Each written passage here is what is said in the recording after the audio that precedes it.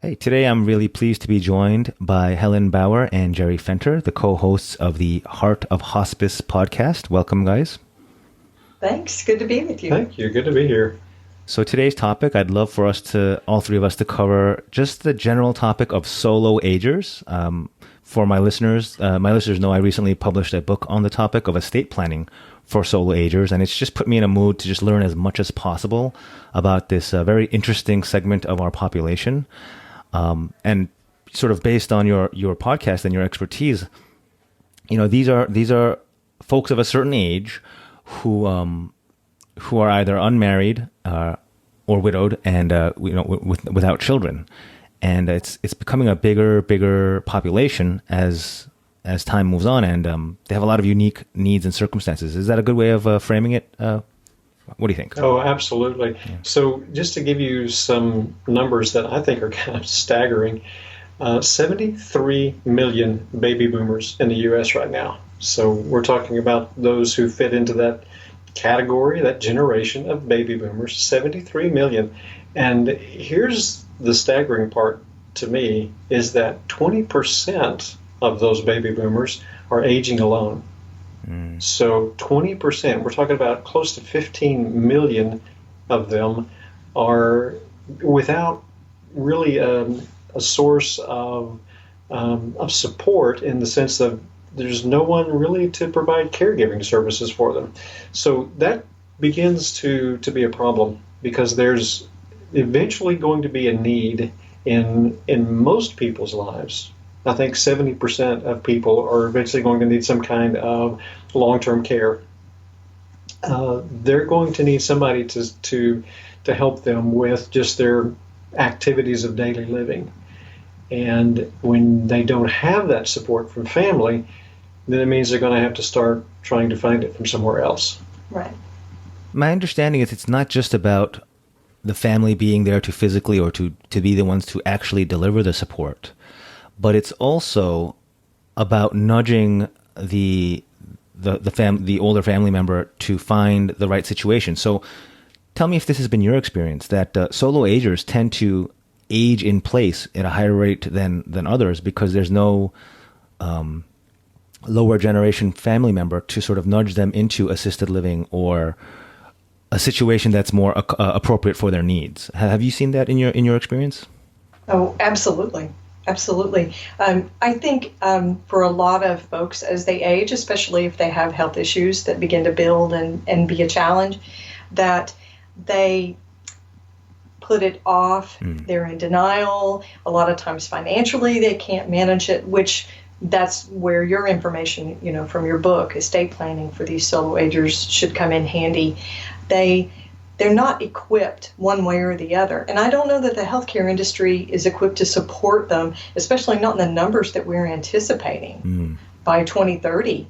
I think it's just a little bit of denial, and then they're not equipped to make those preparations. And it's complicated.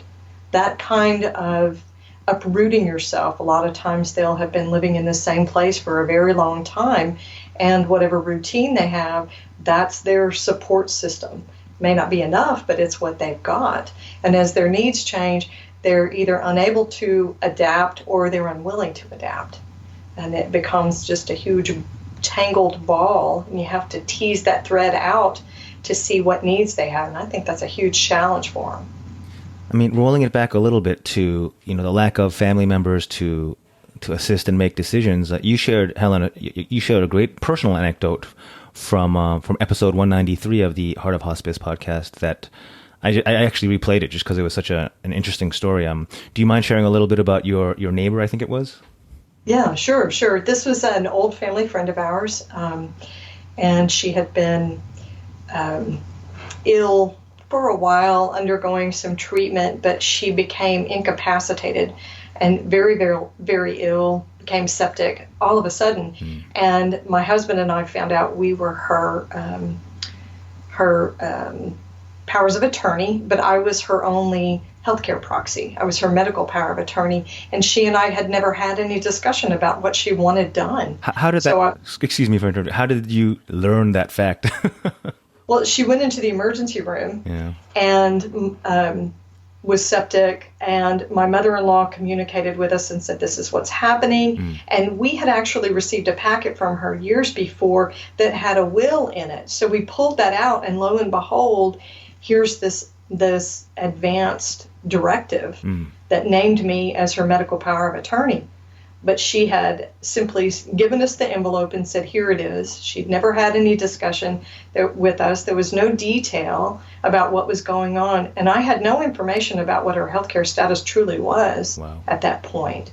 So I was making decisions on the fly just based on what we knew that day.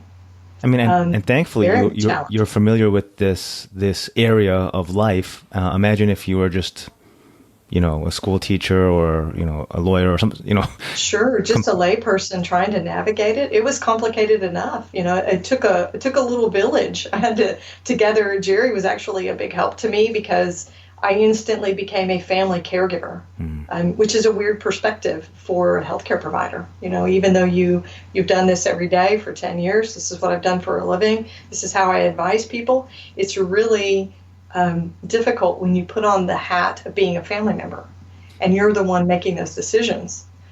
So I had to have a lot of help. How long did her situation go on before she passed? She was with us probably about 2.5, 3 months. Was acutely ill for part of that. She stabilized out, but she was on hospice care the whole time, so there was a great deal of support there. And then she became acutely ill again for just a few days before she died. So you mentioned a great point in when you told the story on your podcast that even in a great situation like hospice care, where they have staff and social workers who can help carry a little bit of the load, they're used to having a family member on the other side of the table helping them, right? So in the absence of that, it just becomes very, very different and a bit of a struggle to surround and the right team around the solo ager. Is that right? Yes. So Helen and I both work in hospice, and one of the things that often gets overlooked or misunderstood even, is that hospice doesn't come in and take over. Hospice doesn't come in and provide a caregiver or a caregiving system. We add to that with nurses who come in on a regular basis to check on the patient, to assess and make sure that everything is going well, make sure the patient's comfortable. They have social workers who come in to check on the patient and the family to make sure the system is working correctly.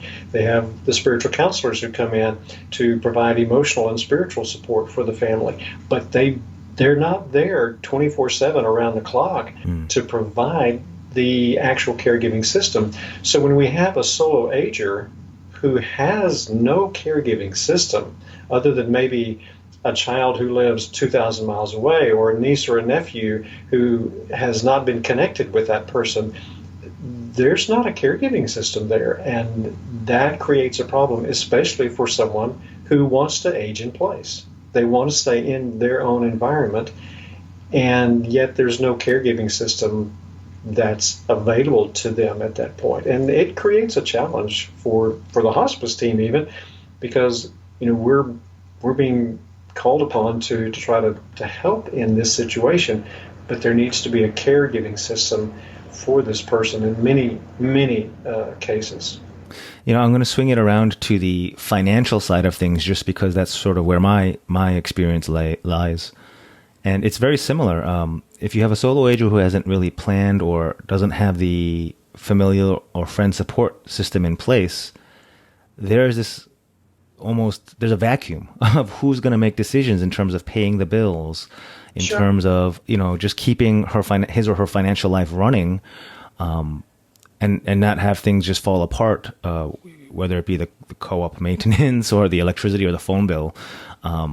And just people don't think about these things. And there is a system in place, a legal system in place that solves for that, but it's not great. I like to call it the court-appointed stranger. Right.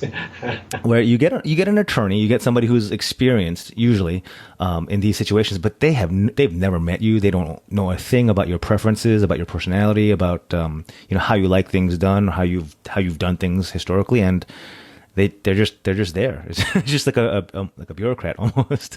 Right. It's not great. No, it isn't. We had the same experience with my friend.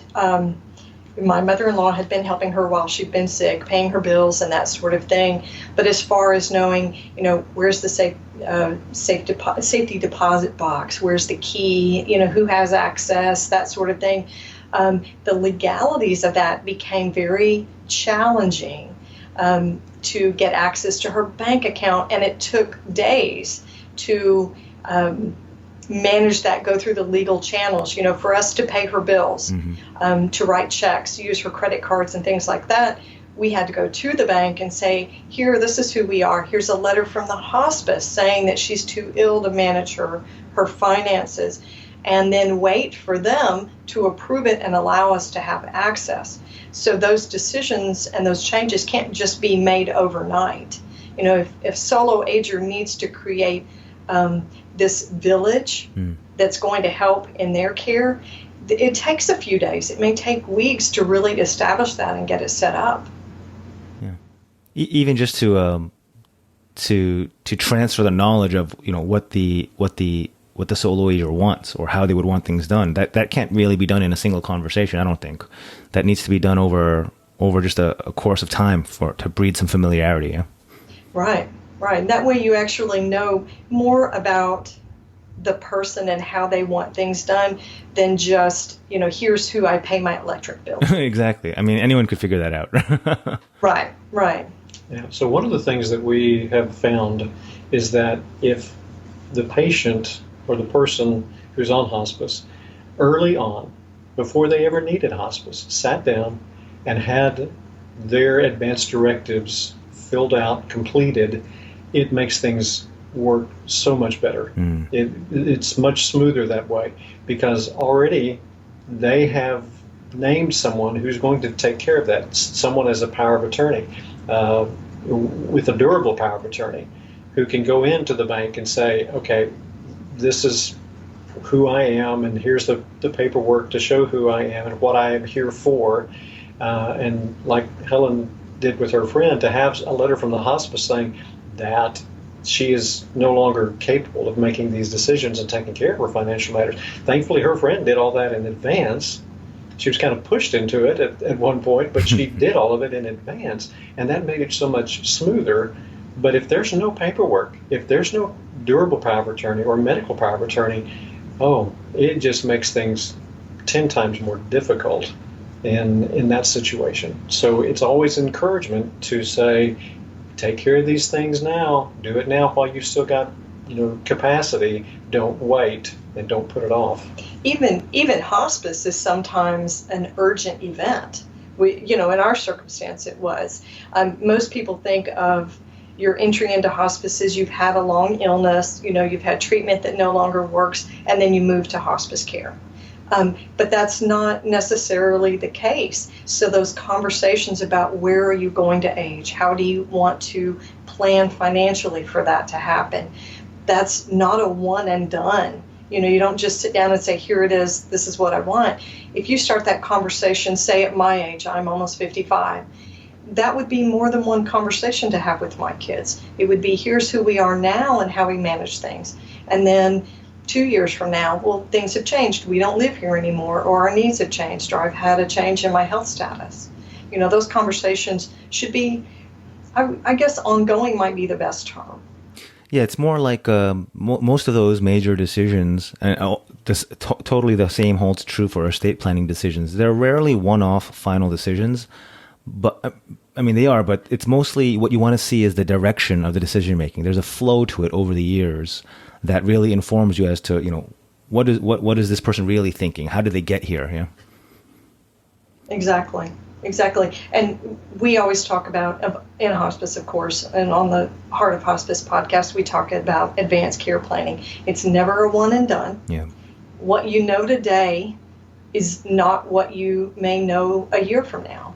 So you want to revisit, we always recommend revisiting that paperwork, that advanced directive, that healthcare proxy, because those people that maybe a solo ager has created as part of their caregiving village and their support system may not necessarily either be willing or be able to fulfill that role in a year or two. For sure. So it needs to be an ongoing dialogue so that you revisit and make sure this still is a good fit. I want to circle back to how prevalent or how big of a problem this, well, not a problem, how big of an issue this will be given the growing number of solo agers out there. And Jerry, you mentioned in your episode that that you found this Facebook group that caters or that is comprised of almost all solo agers. Is that right? That's right. Yeah. In fact, there's probably more than one of those groups out there in Facebook land that they could find and look for. But it was interesting because here is this group of people who all seem to fit into that category of being a solo ager. And they, Helen's been using this term village, if you're creating your village. And that's what they did for themselves within those Facebook groups, is they created their own village. And they relied on each other. They would say, okay, here's what we're going to do for one another. You stay in touch with me, I'll stay in touch with you. If you need something, I'll be there for you. And if I need something, I'm going to hope that you're going to be there for me. And so they just created their own village among themselves. And in many ways, that's what solo agers are going to have to do, is to find those people in their village from other sources. If family's not there, then what about a church or a synagogue that they're a part of, or what about just a group of people that meet, whether it be a bridge club or something like that? That's where they may have to find their village, and if they're all in the same boat together, then they realize what needs to happen. And so in this Facebook group, that's what they had done, is they created this communication between each other to really provide that support that they need. Plus, not only do they have that support, but just the information that they can share with each other back and forth. It really is a bonding experience. I remember one of my clients who unfortunately passed. We kind of built our own little village. It was his best friend, his brother, his social worker, and me as the attorney and trustee. And when he did eventually pass, we had a very nice like a memorial dinner. We had all been through something together, helping transition our friend, our client, and our brother to to the end of his life. And it's something. It's like it was like a graduation party or something. I don't know. Yeah, that's neat. That's good. Yeah. That's good. I think the Facebook group, these connections this way, also provides for some psychosocial needs as well. Solo agers, especially if they have become a little more isolated inside their own home based on whatever healthcare decline they might have, there's some psychosocial connection there that's super important and minimizes the effects of the isolation. Absolutely, that's a huge element to dealing with these situations. Right. So, Helen and Jerry, what's the best way for folks to learn more about your podcast and everything else that you do? Well, they can check out our website, which is theheartofhospice.com, and there on that page, there's information about me and Helen. There's information about our podcast. It will take them to our podcast page where they can listen to our podcast. You can find our podcast on Apple Podcasts, Spotify, Stitcher Radio, iHeartRadio, all of the normal channels where the podcasts are located. You can find us there. It's really a great resource. As somebody who works with this population, or for anyone who has a loved one who might be approaching that age, it's just really from the ground up, sort of a grassroots look at what's going on out there. I find you guys really useful. Thank you. Thanks. Nice compliment. Yeah, we try to give enough information that's useful, actionable, and not go into too many of the details that bog people down. And we try to keep it lighthearted as well, because people think hospice, they think, oh, that's so sad. Mm-hmm. and we honestly have a good time, and we laugh, and we put some humor into what we talk about as well. We do. Yeah, that makes it all the more enjoyable to listen to. So thank you both for joining us, and I hope everyone gets something useful out of this episode. I'm sure they will. And we'll talk again next time. Thank you both. Great. Thanks, Thank you. Anthony.